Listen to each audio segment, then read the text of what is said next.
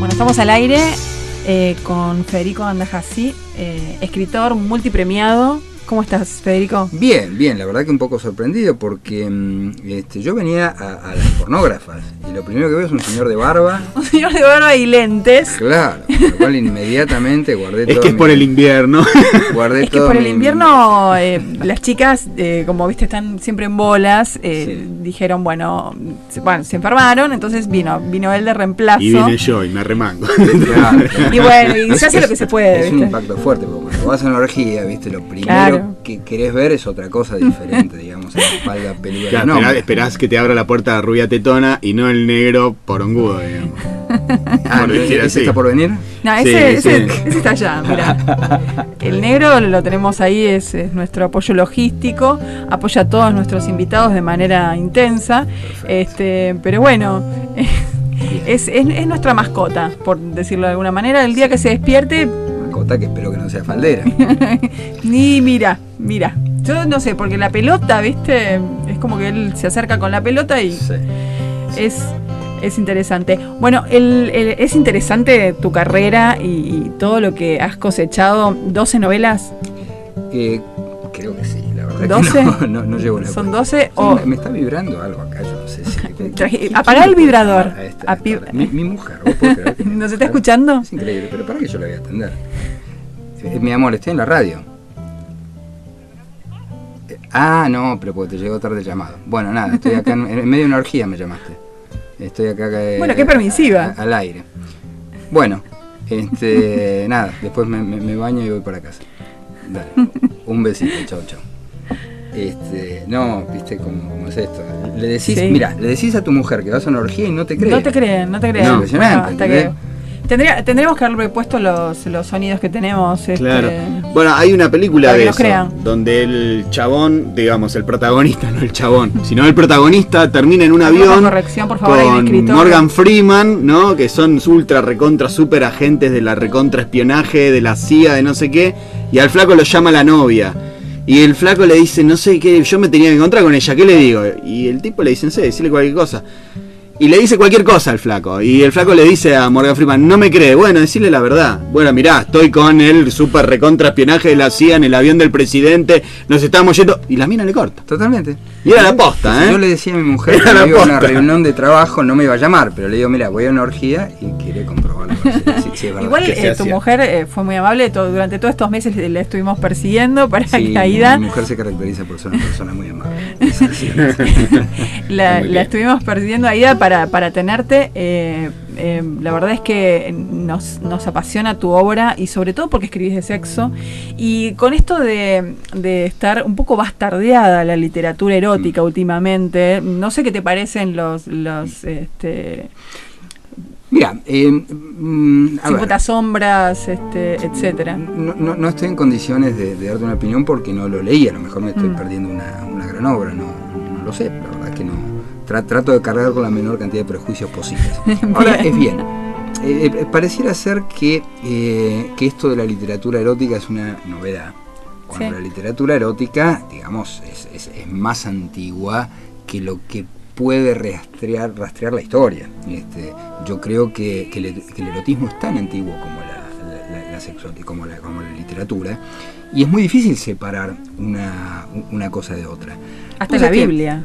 Sí, no, y mucho antes. Pero yo creo que hasta con el humor pasa eso. Para mí, los primeros, por decir así, ¿no? Los primeros chistes fueron chistes malintencionados, digamos. Es muy probable. Yo no creo que claro. hayan Sí. sido, bueno, este es de salón. No, debe haber sido una guarrada absoluta. Bueno, es discutible porque ¿en qué momento la sexualidad se convirtió en algo guarro? Es una pregunta interesante para hacerse, porque la verdad También. es que hasta hace algunos siglos la sexualidad era algo sagrado, y era sagrado hasta tal punto que se ofrecía en los templos, y quienes ofrecían sexo en los templos eran las sacerdotisas babilónicas. Es interesante, ¿no? Esto de ir al templo a recibir sexo. Yo debo decir que hubiera sido sumamente creyente en aquella época. Pero en tiempos de Babilonia, insisto, Todos la seríamos sexualidad era tan sagrada que había templos, digamos, Y en tenían honor ropa a erótica Ostara. también. Sí, absolutamente. ropas que dejaban ver las formas del cuerpo. Así se vestían las sacerdotisas en los templos. Y lo que sucedía dentro de los templos eran verdaderas orgías dedicadas a las deidades, por ejemplo a Ishtar, que es una diosa babilónica. Entonces yo siempre me pregunté en qué momento la sexualidad dejó de ser algo sagrado para convertirse en algo no solamente profano, sino en algo decididamente pecaminoso, condenable. Y vos sabés que después de mucho investigar, creo haber dado con esa respuesta. Las culturas babilónicas datan unos 5.000 años antes de Cristo. Y claro, cuando el pueblo hebreo cae cautivo de los pueblos babilónicos, el pueblo hebreo que era monoteísta, no solamente se resiste al politeísmo, sino que por supuesto se resiste a estos actos rituales en los templos. Pero bueno, con el tiempo, y además no es muy difícil convencer a la feligresía, digamos, de tener sexo la verdad es que dentro de un templo. Entonces, salvo ahora últimamente a ciertos grupos, ¿no? Sí. Creo que de la Inquisición para acá o antes. Bueno, es interesante historizar el sexo. Por eso te decía, en la antigua Babilonia, cuando los babilónicos hacen cautivos a los hebreos empiezan a practicar el sexo ritual en el templo. Ahora bien, cuando se liberan del yugo babilónico, van a repudiar de tal manera al opresor, al enemigo, que incluso la sexualidad va a quedar del otro lado. Entonces en ese momento la sexualidad pasa a ser algo de los otros, del enemigo, de lo pecaminoso. Por eso cuando uno lee la Biblia, ¿quién es la culpable del Apocalipsis? La prostituta de Babilonia. Claro. Es interesante. En ese sentido, para nosotros el sexo es pecaminoso por tradición judeo-cristiana, pero antes de eso no solamente que no era nada condenable, sino que, insisto, era sagrado, completamente sagrado. Bueno, la cultura oriental tiene otra visión del sexo sin ser pecaminoso, al contrario, como le rinden una mujer, una mujer de Japón, ¿cómo se llama? Las geishas, sí. Son realmente, ¿no? Es una obra de arte que saben pintura, escultura, música, sí.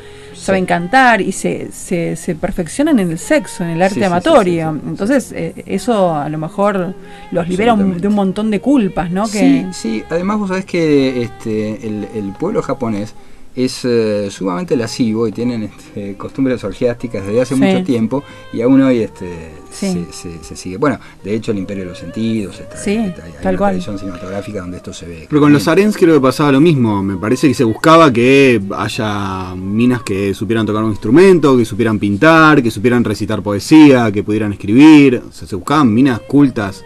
Claro. Que vos eras el sheik y tenías, no sé, un séquito de 50, 60, 150 minas que eran todas artistas. Claro, y después te hacían tocar un solo instrumento, pero bueno. Bolas. Estamos condenados porque nacimos de este lado del... No, pero es interesante. Perdón, y eran las únicas que podían estudiar. Claro. Las que después terminaban dentro de un harén. Pero fíjate que esto no solamente era algo exclusivo de los pueblos orientales y medio orientales, digamos, los árabes aún hoy, digamos, son poligámicos. Sino que es algo que se da también aquí en América. Cuando llegan los primeros españoles a América, descubren que también los pueblos incaicos y los pueblos aztecas practicaban la poligamia. Y es muy curioso lo que pasó aquí en la zona que hoy es Misiones, la frontera con Paraguay, donde estaban los guaraníes. Parece ser que los españoles los impactaron muy gratamente las guaraníes.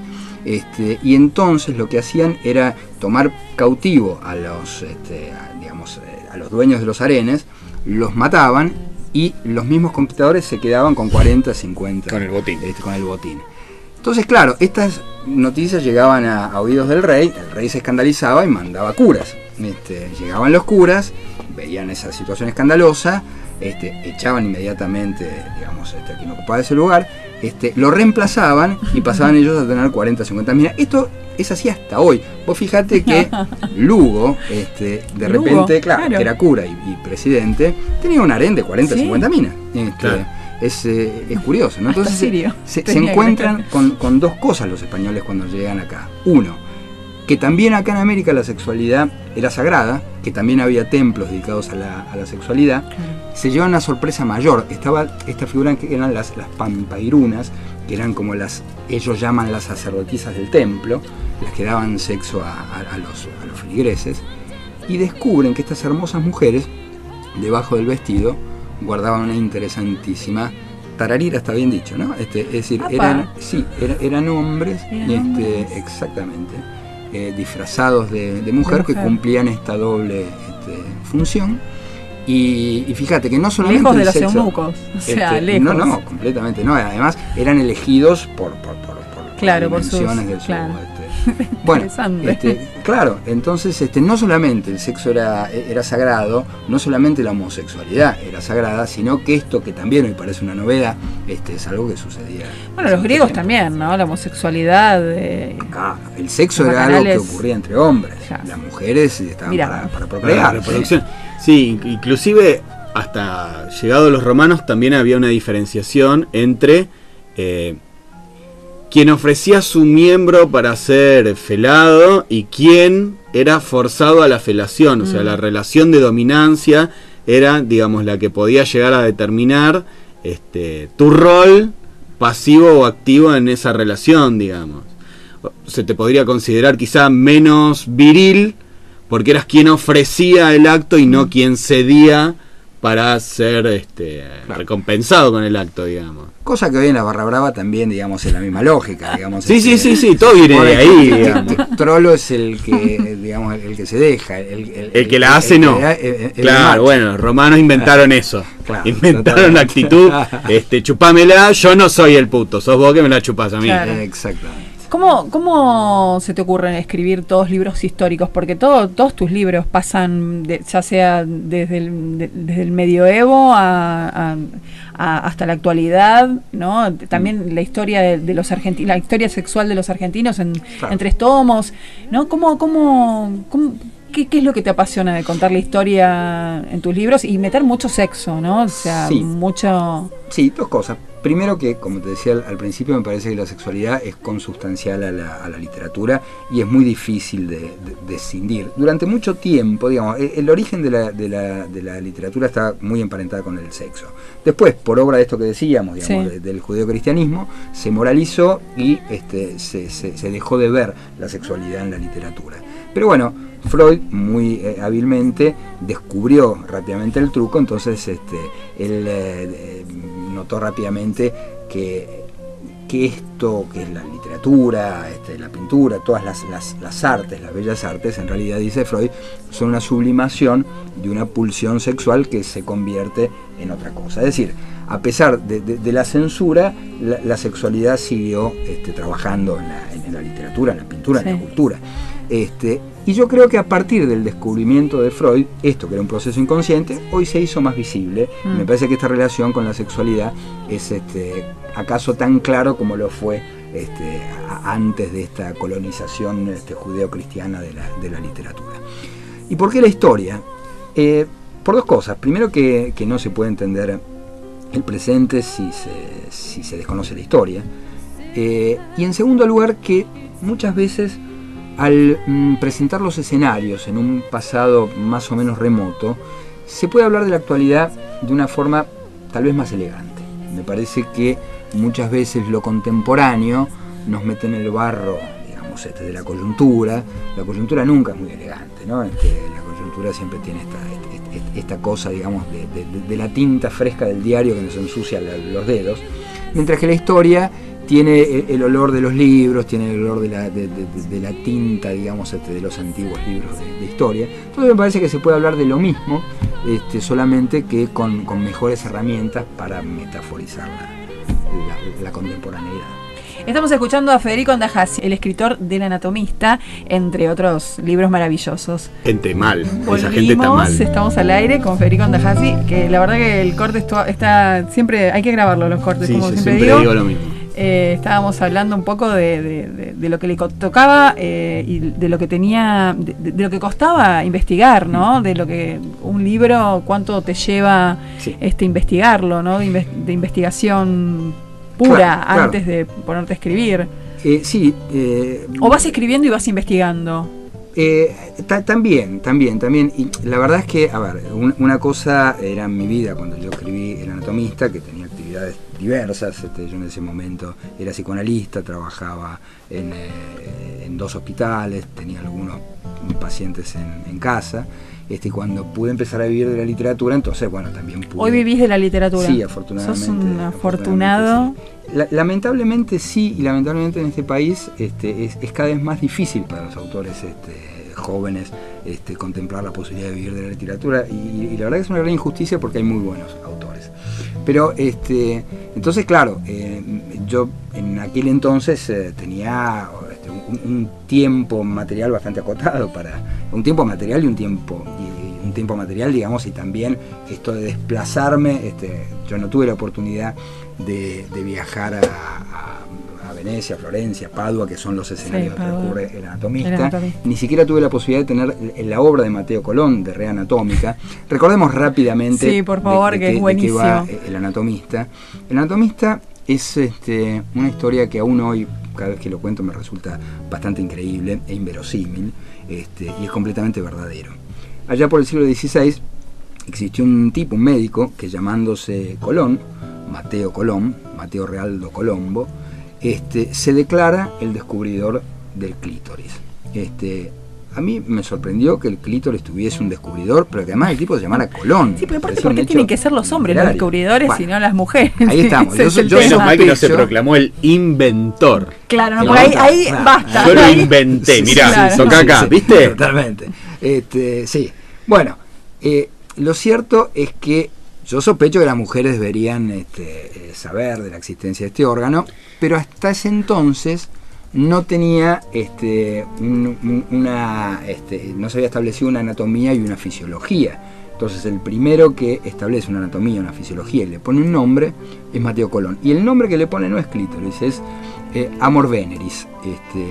Y después, por alguna extraña operación, le va a quedar clítoris, que en griego significa cosquilleo. De Amor de Venus a cosquilleo, digamos que hubo como una pequeña desvalorización, ¿no?, del asunto. Pero me parecía increíble, insisto, este punto. Pero el monte se sigue llamando igual, el monte de Venus se sigue llamando igual, por suerte. Exactamente, por lo menos en la parte de afuera. Fuji, no. Se llama igual. Era otro monte, perdón. El otro. Sí, no podés cometer esos errores, y menos aún en la práctica, porque te pueden costar caro. Bueno, no. Te la corto. Claro, pero realmente me parecía un dato literario esta existencia de Mateo Colón. Y cuando empiezo a buscar información sobre este médico, ¿y dónde lo encontraste eso? Esto que no había internet. No había internet en esa época, es decir, había internet, pero solamente lo podían usar los militares. Sí. Lo descubrí en una enciclopedia del cuerpo humano, así se llamaba, Enciclopedia del Cuerpo Humano, que era una historia del cuerpo humano editada por Taurus. Y había una pequeña notita, un recuadrito que hablaba de este Mateo Colón, el descubridor del clítoris. Y vos fíjate que tiempo después me encuentro con Tomás Eloy Martínez, y me dice: yo sé de dónde sacaste esa noticia. Lo sacaste de la historia del cuerpo humano, de la editorial Taurus, Me dice: vos sabés que yo la vi, pero no la vi porque yo en ese momento estaba escribiendo Santa Evita, y lo que estaba buscando era información sobre cómo se embalsaman cuerpos. Entonces no le di mayor importancia, pero lo recordé cuando leí tu libro. Bueno, entonces es curioso porque yo conozco Italia cuando voy a presentar El Anatomista. Qué increíble. Entonces muchos me preguntaban si yo vivía en Italia, ¿no? Claro, porque aparte vos tenés un poder de descripción de Padova. No, vivo en Buenos Aires, que en un 70% es lo mismo. Claro, bueno, de alguna manera. De alguna manera las raíces italianas en Claro, pero también es cierto que, mira, hace unos 2-3 años atrás me tocó ir a presentar El secreto de los flamencos a Flandes, justamente. Estuve presentándolo en Brujas, que es donde transcurre la novela, y yo no había estado tampoco en Brujas. Ahí casi que por decisión propia. Yo prefería trabajar con esas brujas que yo me había compuesto, digamos, con esas brujas literarias. Y es curioso porque cuando llego a Brujas a a presentar el libro, yo iba caminando y dije, esa es la calle de Las Nociegos, donde estaba el estudio de pintura de los hermanos Van Mander, para allá está la plaza, y tal cual. A mí me pasó eso en Venecia, claro. de verla tanto en las películas, en fotos, en un montón de cosas. Llegué a Venecia y ya sabía todo, claro, de Venecia. Claro. Me dio escalofríos, sentía como que en otra vida había estado ahí. Sí. Una cosa muy loca. Yo creo que uno viaja finalmente para confirmar las presunciones que tenía antes. Me parece que si uno no viajó antes por otros medios, es al pedo viajar también, ¿no? Sí. Esa gente que viaja y no tiene idea dónde está. No. Y te dice, sí, lindo, Malasia, ¿viste? Y no tienen idea. Tienen unos carteles re grandes en las autopistas. Claro, Singapur, más llamativo. Torres Petronas que le hicieron argentino. En Singapur no podés tirar chicle en la calle, ese tipo de cosas que... Entonces me parece que uno, insisto, viaja para confirmar algunas presunciones, y siempre esto es así, ¿no? A veces gratamente y a veces tiene sus bemoles esto, ¿no? Recuerdo algún viaje a Turquía, a Estambul, que ahí viajé para presentar justamente El Anatomista. ¿En cuántos idiomas está El Anatomista? Y ahora ya en 50 y tantos. La última vez que había leído era en 40 idiomas. Claro, pero ahora hace unas semanas atrás salió la edición en malayo, que es una de las lenguas de la India. ¿Qué pasó adentro tuyo desde que dijiste, publican el libro? O sea, yo escribo en castellano. Un actor consagrado traducido a 50 idiomas. Fuiste a un amigo tuyo y dijiste, flaco, o a tu mujer, y le dijiste, me publican el libro. Logré que publiquen el libro. Desde ahí a decir, ahora lo tradujeron al malayo. ¿What? No, pero él ganó. ¡Wow! Y por eso, ¿qué pasó más allá de eso? ¿Qué pasó dentro tuyo desde donde vos decís, llevo mi libro y es aceptado, a decir, bueno, y ahora lo tradujeron en inglés, y ahora lo tradujeron al francés, y ahora al alemán, y ahora al malayo, y ahora... ¿Qué pasa? Fue un proceso. Adentro. Fue un proceso. Es un proceso. Digo, en apariencia es algo muy vertiginoso, porque fue por otra parte mi primera novela, pero lo cierto es que es un proceso bastante largo.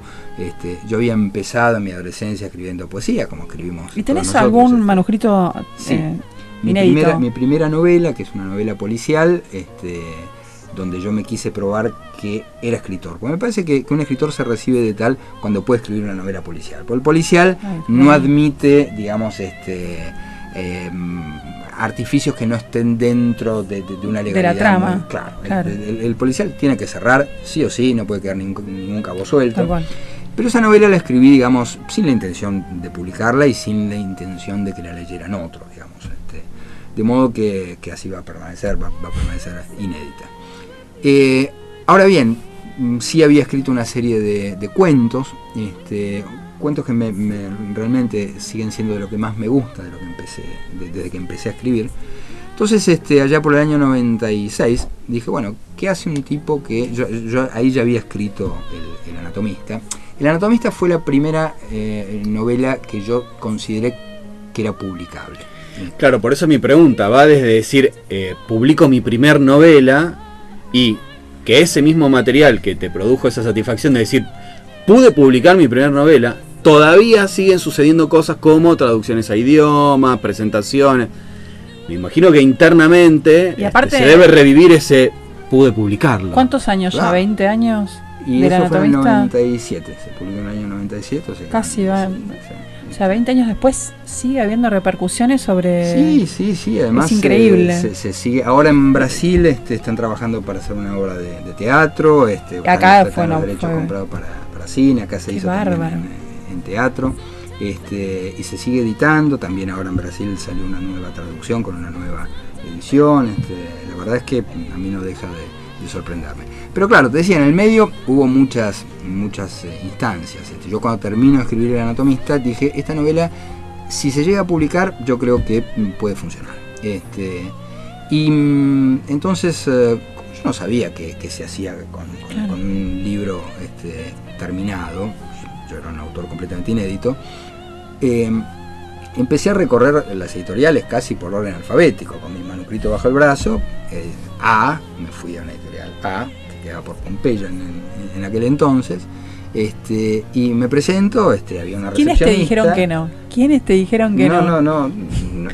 Porque ese es el miedo de las grandes, de las Sí, rechazar a un autor célebre, las editoriales americanas, pero acá, digamos, no, suelen ser bastante impunes. Entonces me presenté ahí con mi manuscrito, me presento ante la recepcionista y le explico, mirá, acabo de escribir una novela, qué sé yo. Y yo pensé que estaba resfriada porque se tapaba la cara, hasta que me di cuenta que en realidad se estaba cagando de risa. Esto de que llegara un autor con su manuscrito debajo del brazo era algo impensable. Pero en ese momento justo salía el editor general, que yo lo conocía, porque era un tipo que lo había visto en fotos, era muy parecido a Barton Fink. Como que el tipo se tematizaba, antes de salir al laburo se tematizaba Barton Fink. Entonces cuando salía lo reconocí, medio que lo tacleé cuando pasaba, y le digo, mira, acabo de escribir esta novela, me encantaría que la leyeras, creo que tiene un potencial, qué sé yo. El tipo me miró como si estuviera frente a un psicótico, se alejó, como si el manuscrito fuera kriptonita. Claro, pero me imagino que además la postura de la otra persona en ese caso es, ¿sabés todos los que vienen con un escribí esto? Puede ser, pero este era particularmente desagradable. O sea que era peor. Le doy el manuscrito, el tipo se tira para atrás, y fue tanta la insistencia, se lo puse en el pecho y para no dejarlo caer lo tuvo que agarrar y ahí quedó. Entonces el tipo me dice, bueno, ok, espera un segundito. Se fue hasta un ángulo del rincón donde había un cesto de basura y lo depositó en el tacho de basura, y yo la verdad es que no hice nada, quedó en el tacho de basura. Digo, una actitud bastante, era innecesaria, soberbia, ¿no? Delante de mí, ¿no? Claro. Soberbia e innecesaria. Bueno, después en el medio yo presento la novela en dos concursos, en el concurso Planeta y en el concurso Fortabat. Había presentado todos mis cuentos en distintos concursos de cuentos, y para mi sorpresa fui ganando todos esos concursos de cuentos, hasta que un día me llaman de Planeta y me dicen, yo ni conocía al editor, me dice, bueno, llamo para avisarte, está finalista, yo tenía 33 años en el momento, está finalista del premio, estás entre los 10 posibles ganadores, y me da a entender que estás entre los 3 posibles. Bueno, yo feliz, imagínate, pero al día siguiente me llega una notificación de la Fundación Fortabat donde me anuncian que había ganado el premio. El gran escándalo. Claro, entonces llamo a Planeta diciendo, mira, tengo una buena y una mala noticia, que en realidad es la misma. Gané el premio Fortabat, con lo cual voy a tener que retirar la novela del premio, porque no podía tener un premio ya otorgado. Entonces el editor me dice, bueno, podés rechazarlo el premio Fortabat y de esa manera podés seguir concursando, dándome a entender que tenía chance. Pero la verdad es que no me pareció una forma digna de entrar a la literatura, rechazando un premio, y después terminó pasando que el premio me terminó rechazando a mí. Porque a la semana siguiente me llaman muy temprano en una radio, a las 6 de la mañana, creo que, suponete, Fernando Bravo, y me dice, la novela no se había publicado todavía. Y me dice, ¿hablo con Andajasi? Sí, digo, yo preocupado, a las 6 de la mañana pensé que iban a anunciar una desgracia. Me dice... Claro, a alguien se le murió el perro, claro, a las 6 de la mañana. Me dice, ¿qué escribió Andajasi? Yo digo, perdón, ¿en qué sentido? ¿A qué se refiere? Me dice, no leyó los diarios de hoy. ¿De hoy cuándo? Estaba durmiendo. ¿Qué decimos cuando decimos amigo? Hoy? Claro. Entonces me dice, vístase y vaya a comprar el diario. Imagínate, Fernando Bravo te dice, vestite, sí, anda a comprar el diario, obviamente te vestís. Mínimamente. Y yo iba caminando por la calle de La Sábal y digo, ¿qué hago yendo a las 6 de la mañana a comprar el diario? Bueno, voy, abro La Nación, abro Clarín, abro todos los diarios, y estaba en la página segunda de cada uno de los diarios una solicitada a media página, firmada por Amalita de la Cruz de Fortabat, diciendo, entre otras cosas, que el anatomista no contribuye a exaltar los más altos valores del espíritu humano. Gracias. En principio yo siempre supe que si el anatomista eso, no contribuye a exaltar los más altos valores del espíritu humano, y nunca pensé que la literatura tuviera semejante función. Después, no, pero en lugar de agradecer, la verdad es que me angustié bastante, porque me pareció como un atropello tan grande hacia el jurado de la Fundación. Sí, aparte de vos pensás que claro, y no le hubiera costado nada cambiar el fallo, decir acá no pasó nada, y los tipos se mantuvieron muy firmes en su veredicto. Increíble, eso también, sí, ¿no? Sí, digo, hablan sí, muy bien de... Pensemos que en ese momento, año 97, Amalita era la mujer más poderosa de la Argentina. Claro. Qué raro que no te mandó a apretar de... Me mandó a apretar, ok. Sí, bueno, yo vivía en Callao y Corrientes, sí, en ese momento, y una mujer bastante siniestra. Sí, además me mandó en varias oportunidades unos abogados bastante fornidos. Unas bolsitas de cemento, ¿no? Bueno, dormirás con los peces, muertos. Dios mío, por y favor. hubo algún auto ahí estacionado en la puerta de mi casa. Era una mujer más... ¿Falcon? Era un Peugeot 505, gris. Y estaba prohibido estacionar ahí, estaban ahí sistemáticamente estacionados. Bueno, con el fin de amedrentar. De amedrentar, sí, cosa que lograron con bastante eficacia. ¿Qué te parece? Sí. Imagínate. Además yo suelo moverme en moto y cuando veía el auto atrás, digo, es muy fácil que parezca un accidente, ¿no? Bueno, por suerte la cosa no fue para tanto. Y claro, esa solicitada fue la colaboración publicitaria más grande que le pudieron hacer a Planeta, ¿no? Te imaginarás, se ahorraron un gran dinero en publicidad. Y yo durante mucho tiempo tuve la embarazosa percepción de estarle debiendo un favor a Malita, pero sin embargo cuando el libro se empezó a traducir y lo compraron en Estados Unidos y en Francia y en China y en Japón, donde nadie conocía a Malita, entonces ahí me desembaracé un poco de ese. Y a Malita, cuando vio que el libro también se transformó en un éxito, ¿algo más dijo o se mantuvo? No, lo que callada? sucedió, mira, yo tengo yo hablé con gente cercana a ella en ese momento, están realmente muy sorprendidos, y la hipótesis de ellos eran dos, ¿no? Le asombraba muchísimo que se pudiera escandalizar con la novela que era del clítoris. Me dice, la hipótesis de ellos eran que lo había usado tanto que se le había gastado, entonces o no sí, tenía por ahí. No. Y después había había usar una cosa no quiere decir tener la otra. Claro, sí, no. Había muchos rumores en torno de la vida íntima de Amalita, cosa que a mí me importa un bledo, te imaginarás, pero había muchos rumores en esa época. Se hablaba de que el equipo de San Lorenzo había tenido un encuentro con Amalita en los vestuarios, qué sé yo. Y también con un actor. ¿Pero en qué época? Con Camero estaba, ¿no? Decían que... No, estas cosas no tienen edad. Claro. ¿En qué? El equipo de San Lorenzo, pero cuando Malita tenía... No, porque San Lorenzo 40, sale campeón. ponele, ¿En qué año si no, sale campeón? ¿En el 92, 93? Se la quiebran al 4, medio. Más o menos por ahí. Pero yo era una señora grande. Y bueno, pero los gustos son gustos. Pero grande. Estamos hablando de alguien de 60 años, para quienes no saben quién era Malita Fotabat en esa época. ¿Vos conocés la vida sexual de tu abuela? Estamos hablando de una persona de 70 años. ¿Cuál es el problema?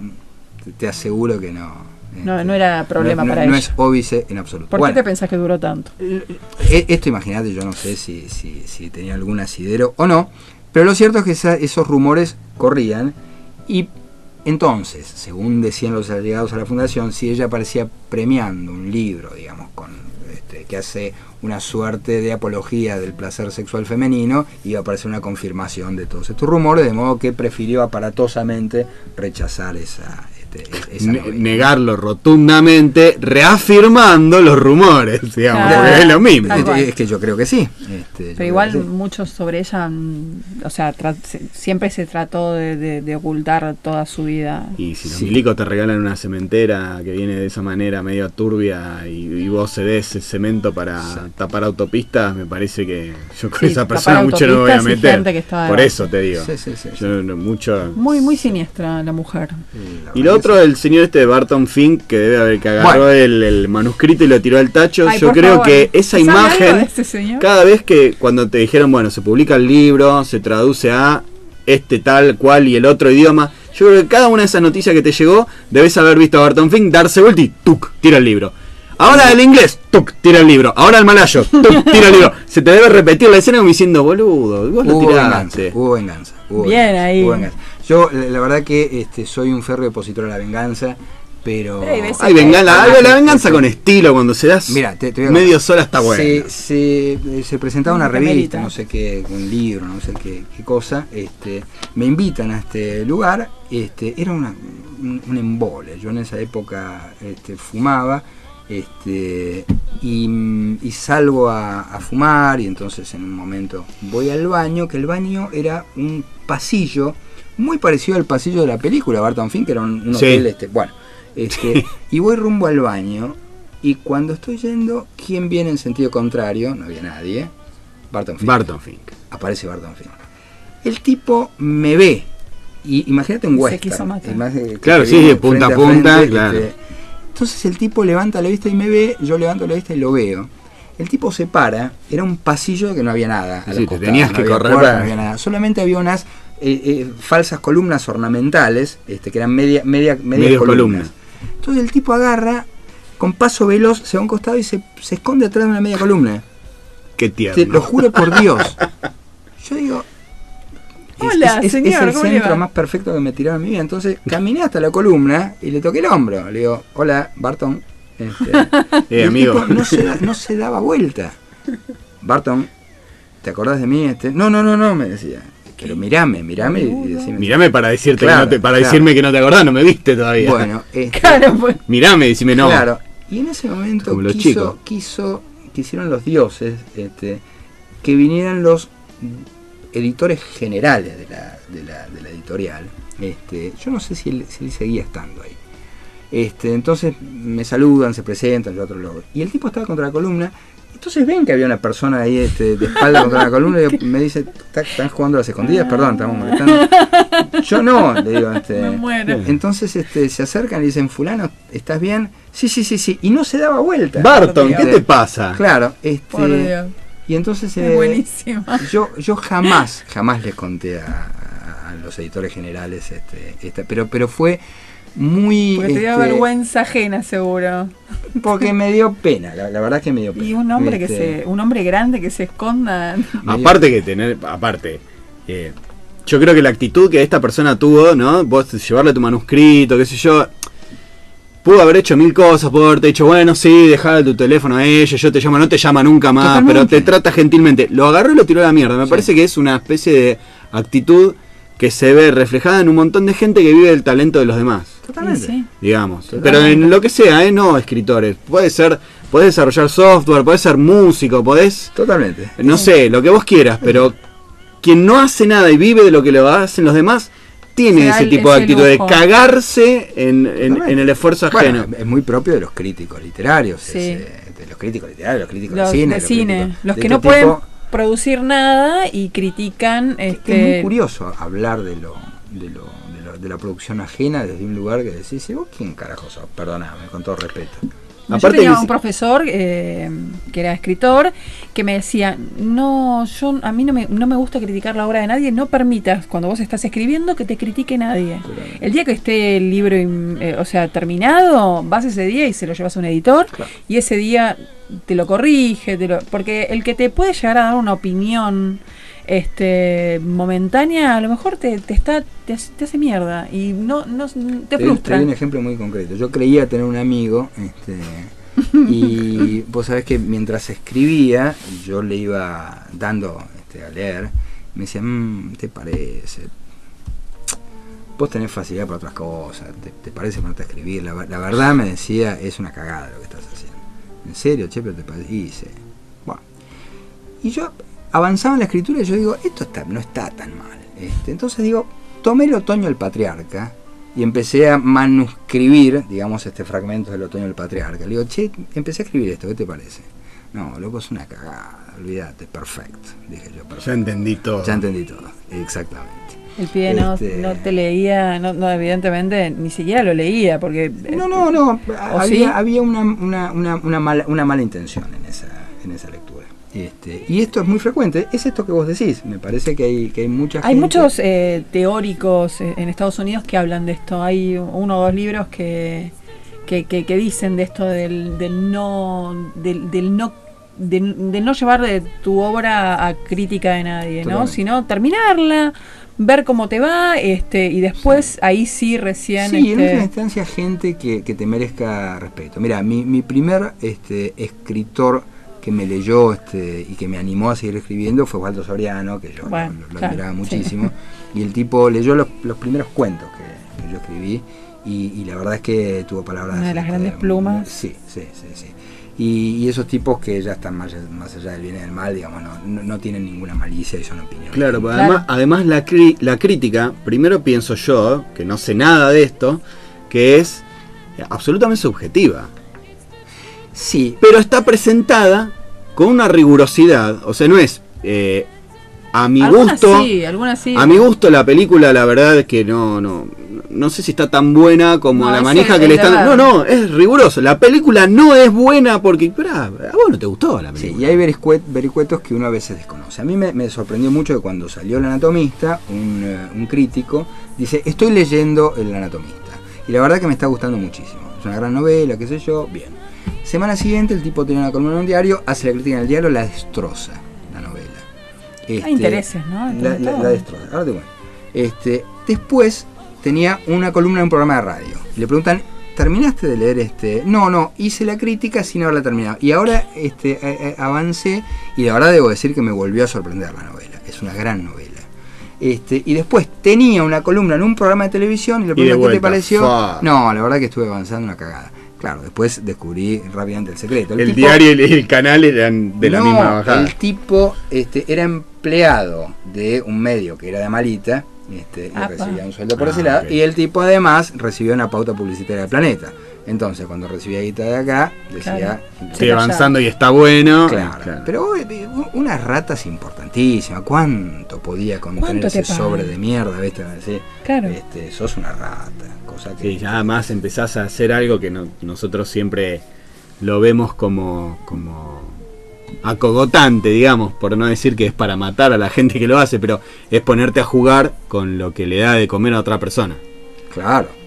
Que va más allá de afectarte a vos personalmente, porque no es que a vos te hace un daño, entonces atacás a esa otra persona, inclusive en lo laboral, porque lo que te sucede te hace un daño. Es simplemente por una cuestión de... Joder. Y vos estás jodiendo feo a alguien. Aparte, yo creo que hay que leer de todo. Creo que hay que para poder hacer una crítica, ¿no? Hay que leer desde lo malo, hasta lo bueno, hasta lo mediocre, o pasando por... Pero por yo eso, creo que es interesante. Por eso, mira, al principio vos me habías preguntado por esa saga de literatura erótica. Yo realmente no la leí y no me atrevería a hablar mal de eso porque sería un prejuicio, digamos... No, aparte es un éxito injusto. Y creo que hay lectores para todos y ayuda. Algo habrá.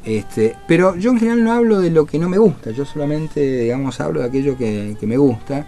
Y realmente, digamos, no tiene sentido ponerse a lapidar a nadie, porque primero que nadie tiene...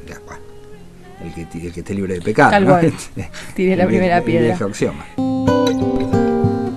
Seguimos hablando con Federico Andajasi en Radio LK. Y bueno, tenemos un montón de cosas que dice la gente, jaja, escuchándolas. Nunca entendí de qué hablaron, pero estoy seguro que de sexo no, dice Vaquera Rodolfo. Me gusta mucho su voz. ¿Cómo dice que no hablamos de sexo? Dijimos culo, dijimos clítoris, dijimos, yo no dije pijudo, dije vergudo cuando empezamos a hablar. ¿Cómo que no hablamos de sexo? Santi Zurris dice, gran entrevista.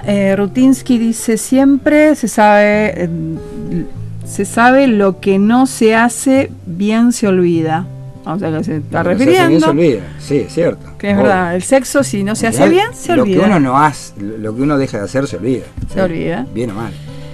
Quiero saber si estudió sexo. Sabe mucho de sexo, dice Marita, buenaza. Somos América Latina unida en una paja, dice Silchu. 50 dice, epa chicas, se pasan. Bueno, están escuchando una voz sola, así que te están confundiendo con una chica vos. Y lo que pasa es que yo tengo este tono de voz que es muy agudo, entonces me deben confundir con una chica al micrófono. Claro. Supongo que debe ser eso. Me excité, dice Annette. No sé con qué parte de la... Debe ser mi voz. tu soy el culpable de todo, vos una vez más. Que la protagonista de una de mis novelas, Las Piadosas, se llama Annette. Así que a lo mejor... Se puso por eso. Sí. No sé, o será. Qué bueno eso. Betty Page dice, erotismo y magia es lo que brinda Andajasi. Un personaje de una historia que te empiece, inventada por vos, que te empiece a perseguir por las redes sociales. Mirá qué loco. Es medio pero no era un personaje. No por las redes sociales, peor todavía. Mira, yo iba siempre a tomar café a la academia, Callao de Corrientes. Ahora me mudé, ya casi no voy. Pero justamente yo había terminado de escribir Las Piadosas. Y no la leí, Las Piadosas, pero... estaba entrando al auto y siento un ardor insoportable. No sabía lo que estaba pasando. Y cuando me di vuelta me estaban tirando, una mina me estaba tirando una jarra de té, una tetera hirviendo. Entonces, al grito de no tenías derecho a contar mi vida, no tenías derecho a contar mi vida. Bueno.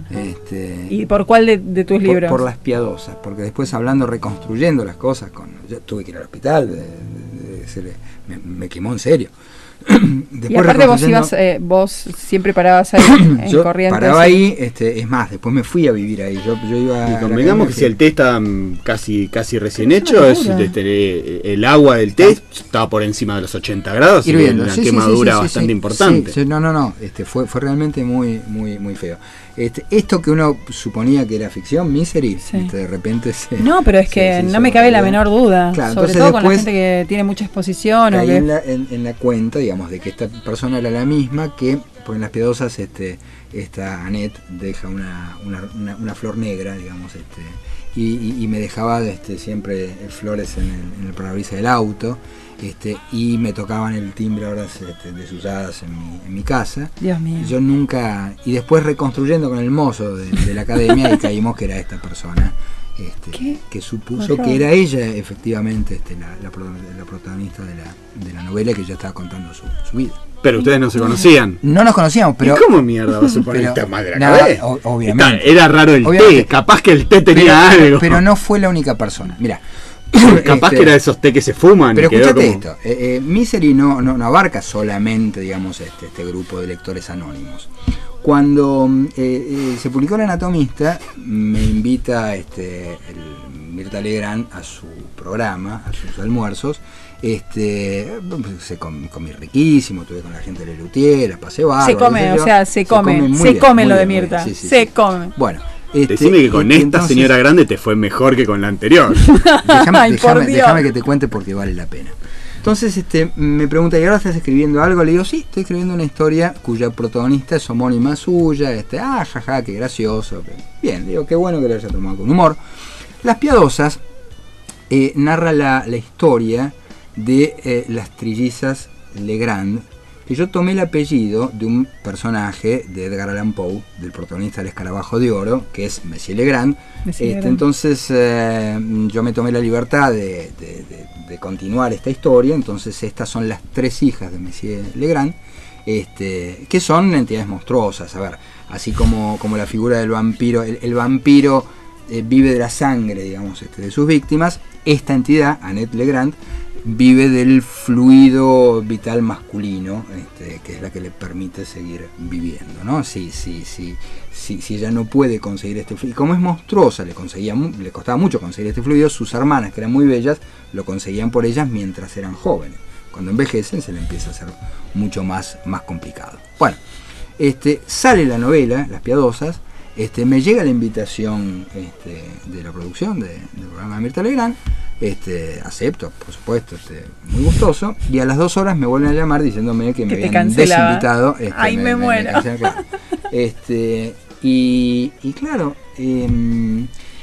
no sé, la señora supuso que vos habías escrito, de la misma forma que esta chica que yo había escrito, digamos, su biografía, también ella supuso lo mismo, sencillamente porque se llaman de la misma manera. Pero ella igual no es Martínez, se llama de apellido, bueno, ella es... Bueno, pero se sintió, evidentemente se sintió... Y porque a lo mejor ella también usaba esos fluidos masculinos. No lo sé, pero sí recuerdo que en un evento social, que había mucha gente de la llamada famosa, en un momento siento un aliento gélido en la nuca y una voz que me dice: yo odio a poca gente y a vos te odio. No me di vuelta porque reconocí rápidamente la voz, y te juro que me ardió mucho más esa voz y ese aliento frío en el cuello que el agua hirviendo del té. Sí. ¿Y quién fue? Mirta, obviamente. ¿Mirta? Sí. Y entonces, ¿pero qué pensó? Que vos estabas... No? Porque aparte ya son dos. Claro, dos exactamente. Hermanas. Bueno, pasa que en la novela también son dos conocidas y una desconocida. No tuvo nada que ver, o sea, nada que ver. Es muy, no, la verdad es que no ahora lo dudo, no sé, no ahora me haces dudar. Pero es curioso porque esta historia transcurre en 1812, en la época en que se juntan Lord Byron, Mary Shelley, Percy Shelley en ese encuentro célebre en Villa Diodati, donde Mary Shelley escribe los primeros apuntes de Frankenstein. Claro, y esto transcurre en 1812, yo creo que para esa época Mirta Legrand no sabemos. Ya era muy bien, no había nacido, quiero decir. De modo que es curioso como cada uno se identifica de la forma que lo hace, ¿no? Yo creo que Mirta, ¿te volvió a invitar alguna vez en su vida? No. Nunca más. Nunca más. ¿Y los medios reflejaron esto de alguna manera, que te odiaba Mirta? O... No, los medios le tienen pánico. ¿A Mirta? Le tenían mucho más miedo a Mirta Legrand que a Fortabat. Mucho más miedo. Increíble, no sé por qué, pero lo pude comprobar. Vas a reconocer de dónde es. Su estilo difería por completo del de Legrand. ¿Está bien? Está muy bien. Sí. Es del inicio, es una cita del Escarabajo de Oro. De Poe. Un fragmento de Poe, del Escarabajo de Oro, con el que empieza... Claro, es que además el libro empieza con la cita de Poe. Bueno, acá Josefina dice, había estudiado farmacia y cirugía, que usaba el pincel como bisturí para hacer sus mapas anatómicos. Muy bien, eso de la anatomía está claro. Entre un eclipse lunar con Andajasi. No sé, bueno, vamos. Analía dice, nada más que amarte con toda tu extensa compostura. No sé si te lo está diciendo a vos o está retratando. Lau dice, sí, tal cual. Sí, son viejos, ¿no? Porque escuchando cual. Muy jugoso, Matías Horta. Me encanta escucharla, chicas. Amigo. Matías Horta, que estuvo en Cannes, divino. Excelente programa, bueno, y siguen, ya las amo, bueno, eso es a nosotras. Claro. Sí. De hecho, cuando anticipamos que ibas a estar en el programa, Matías Horta, grosso. Sí. Entre los dibujos de las pornógrafas y la noche va mejor, saludos desde México, me tienen muy entretenida. Martina dice, me hace temblar lo que cuenta Andajasi. Las amo, bueno, dice Yani. Será lo de las señoras, estas mayores. No sé, pero la verdad. Van dos, decime que no hay. Bueno, no hay dos sin tres, debe haber una tercera señora mayor que, ¿no? Y mi vieja, pero fue la primera. Pero está todo bien, ¿no? Sí. Dejanos tranquilos. Sí, bueno, ya te topaste con las tres, si no ya estábamos. Cuidate. No, buenísimo, o sea que es 2 de 3, o sea, 2 de 3, con Susana nada. Mira vos, me faltó. Bueno, la próxima. Igual para que Susana catalogue, le faltan un par de años todavía. No, debo decir que tiene una revista. Sí, Susana, sí. Me hicieron una nota muy buena. Muy buena, con unas fotografías excelentes, así que un gran beso para Susana, que seguramente está escuchando el programa. No tenemos dudas. No tenemos dudas que hasta ahora Susana... No tenemos dudas, tampoco tenemos pruebas. Pero sí, ella escucha. Pero sí. Bueno, en el libro de los placeres prohibidos hablas de... ya nos tenemos que ir. El libro de los placeres prohibidos hablas de Gutenberg. Contanos un poco qué es lo que hablas de Gutenberg y cómo es eso. Rápidamente, en 30... Gutenberg en 30 segundos.